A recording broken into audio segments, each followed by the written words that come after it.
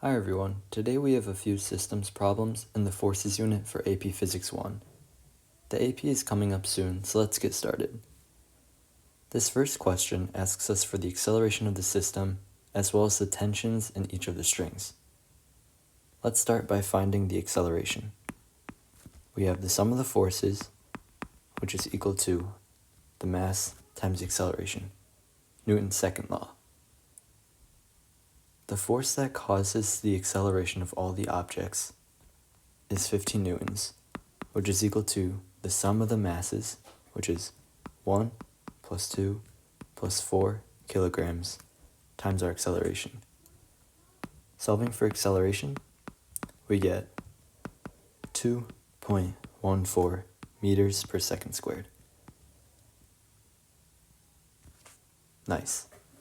For part B, we'll start by finding the tension of string 1. Now that we've found the acceleration for each object since they're moving together, we can isolate singular objects and focus in on them by looking at the forces that only affect them. For finding the tension in string 1, it'd be easiest to look at the 2 kilogram box or the 4 kilogram box. Let's try by looking at the 4 kilogram box. We'll draw our FBD. We have the force that is pulling it, which is 15 newtons. We have some unknown Ft, we'll call it Ft1.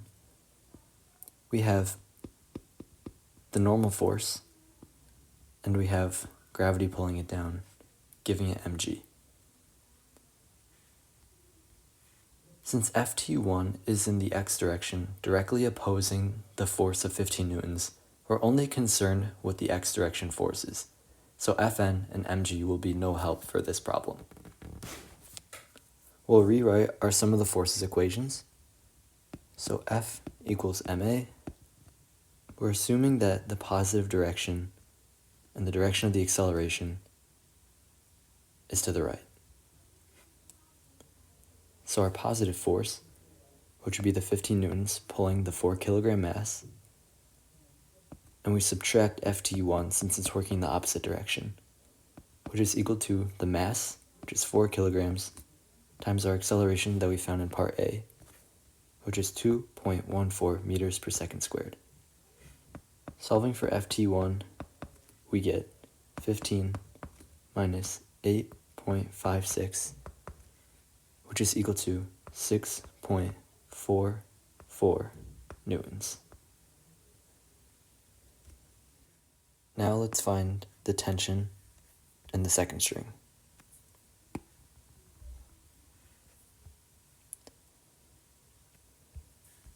So we're looking for Ft2.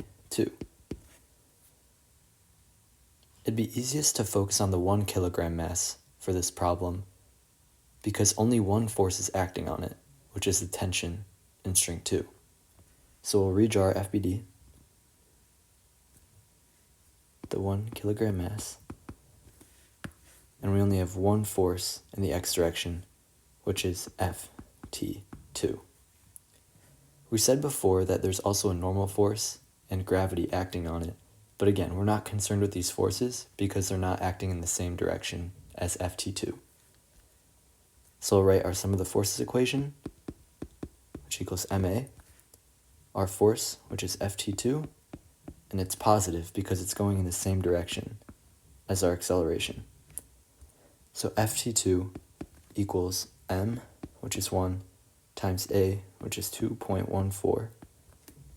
So Ft2 is equal to 2.14 newtons. Perfect.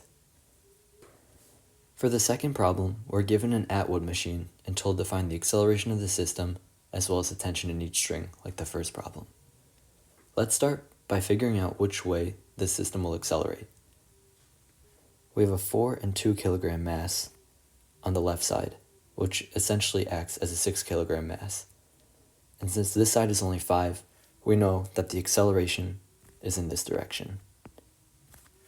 That gravity will pull down the 4 and 2 kilogram side. So let's start by finding the acceleration. Sum of the forces equals ma. We have on the 2 kilogram mass m2g. We have on the 4 kilogram mass m4g, and on the 5 kilogram we have m5g. We're not concerned with the tensions in each string because they'll cancel out when we're trying to find the acceleration of the system as a whole.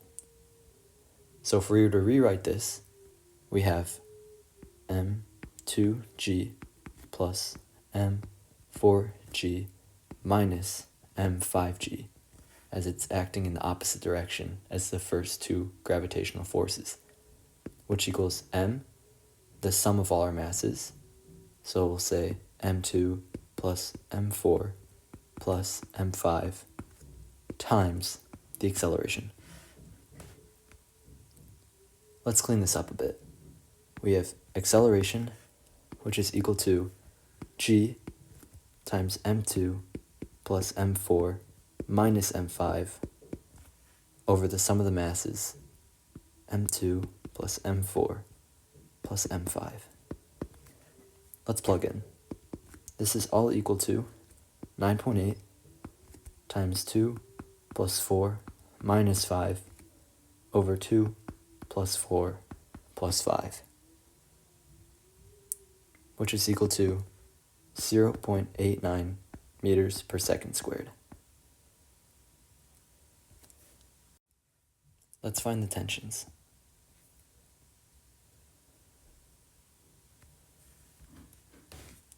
We'll start with T1. Now that we found the acceleration of the system as a whole, we can again isolate the objects and look at the forces that directly act upon them. To find the tension in string 1, it'd be easiest to look at the 5 kilogram mass. So let's draw an FBD. We have the 5 kilogram mass attached to the string. We have a force m5g acting downwards, and we have the tension in the string, which is some unknown ft1. I'll write our sum of the forces and set it equal to ma. Remember that the acceleration direction is this way, pulling the mass upwards, and we define it as positive. So that means ft1 is positive, and m5g is opposing it, so we subtract it and set it equal to the mass of just this object, which is 5 kilograms, times the acceleration that we found in part A, which is 0.89. Solving for ft1, we get 5 times 0.89 plus m5, which is 5 kilograms, times g, which is 9.8, which ultimately equals 53.45 newtons. For T2, it'd be easiest to analyze the 2 kilogram mass. So let's draw an FBD for it. 2 kilograms, we have m2g, and we have tension on the string, and we're calling it T2. So we'll write our sum of the forces equation, F equals ma. We have to remember that the acceleration is downwards. So in this problem, m2g will be positive, and T2 is opposing it. And we said it's equal to the mass, which is 2, times the acceleration we found in part A, which is 0.89. Solving for T2, we get that it's equal to m2, which is 2, times g, which is 9.8, minus 2 times 0.89, which is equal to 17.82 newtons. Okay. In our final problem, we're asked to find the acceleration of the following system and the tensions in each string. Let's start by finding the acceleration. We know that it's in this direction, because the 3 kilogram mass is the only one that is hanging and will pull the rest down with it. So to find our acceleration, we have the sum of the forces equal to ma. And again, the only force that matters here is m3g, because the tensions will ultimately cancel out when we consider the entire system, and while the 4 kilogram mass and the 2 kilogram mass both have mg and Fn, they act perpendicularly to the tension in the strings, which pulls them down. So Fn and mg for the 2 kilogram and 4 kilogram masses do not matter for this problem. So we have F, which is m3g, which is equal to the sum of all the masses, since we're considering the acceleration of the entire system, which is 2 plus 4 plus 3 kilograms times a. When we rearrange this, a is equal to m3, which is 3, times g, which is 9.8, over the sum of the masses, which is 9, and we get 3.27 meters per second squared. Perfect. Now let's find our tensions. Like we did in earlier problems, to find the tensions, we can isolate single objects and look at the forces that directly affect them. So to find T1, it'd be easiest to focus on the 3 kilogram mass. So let's draw an FBD for it. We have our 3 kilogram mass connected to a string that has m3g and ft1. And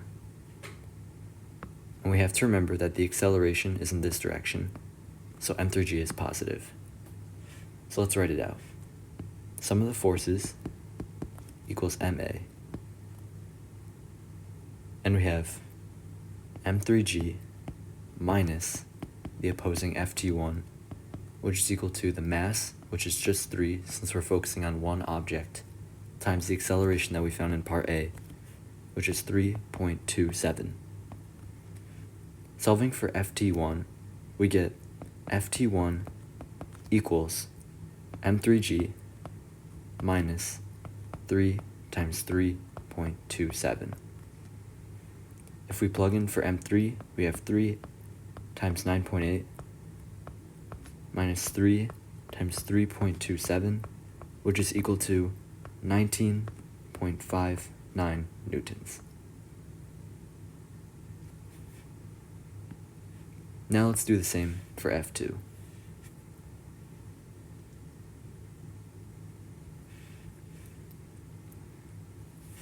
Let's start out by drawing our free body diagram. For F2, it'd be easiest to focus on the 2 kilogram mass, since only one force is acting upon it that affects its motion.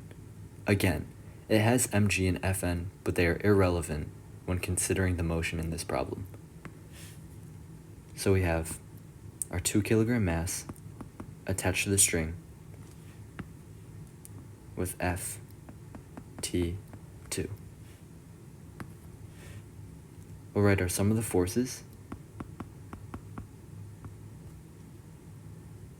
and we have Ft2, which is positive because it's in the direction of the acceleration, and we'll set it equal to the mass, which is 2, times our acceleration, which is 3.27, which is ultimately 6.54 newtons. Thank you for watching.